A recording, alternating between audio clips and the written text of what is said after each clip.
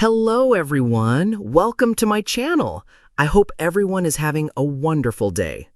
Darragh Ennis adjusted his glasses and leaned into the microphone, a flicker of amusement dancing behind his calm demeanor. The audience at the Cheltenham Literature Festival sat in silent anticipation, hanging on every word.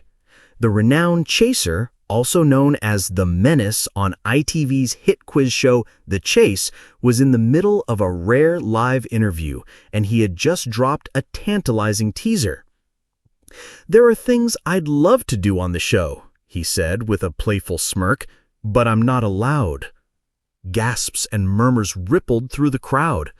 "Not allowed?" the interviewer echoed, leaning forward. "Do tell." Darragh chuckled, clearly enjoying the suspense.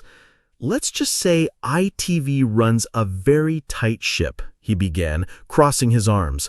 "There's a long list of do's and don'ts, and some of them are surprisingly strict." He wasn't exaggerating. Behind the quick-fire questions, flashing lights, and tense stare-downs on The Chase lay a web of rules stricter than any contestant could imagine. Darragh, with his PhD in neuroscience and razor-sharp intellect, was bound by them just like his fellow chasers.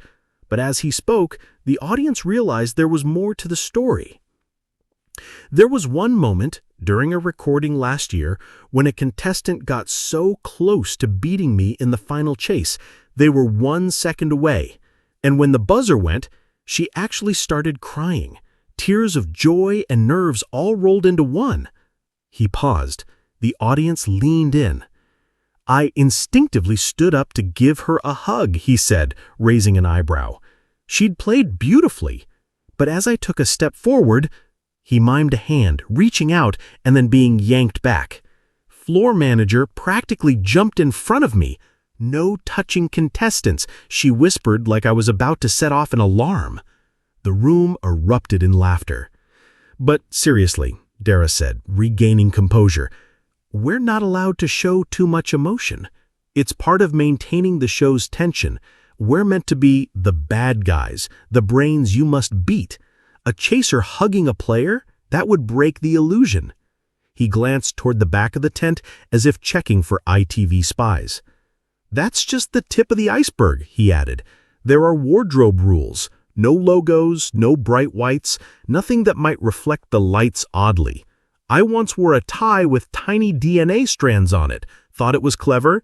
Producers didn't. They made me change." Even the famous banter with Bradley Walsh had boundaries.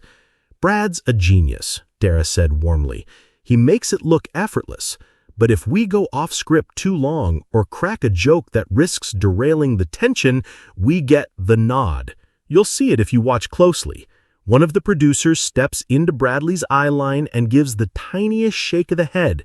It means, 'Wrap it up, mate.'" And he leaned in conspiratorially. "And don't even think about tweeting spoilers. Once I posted a behind-the-scenes selfie during filming, just a harmless photo of my dressing room. Within minutes, I got a call from ITV's compliance team. They even spotted a reflection of the studio set in the mirror." The interviewer laughed. "So, no secrets from The Chase, then?" Darragh gave a mock sigh. "None at all. I'm sworn to secrecy. Even my dog doesn't know who wins until the episode airs." The audience burst into applause. As the session ended and the applause died down, a young fan approached nervously, holding out a quiz book for Darragh to sign. "Thanks for coming," she said, eyes wide. "I thought chasers were scary on TV." Darragh grinned. "That's the magic of editing. And the rules."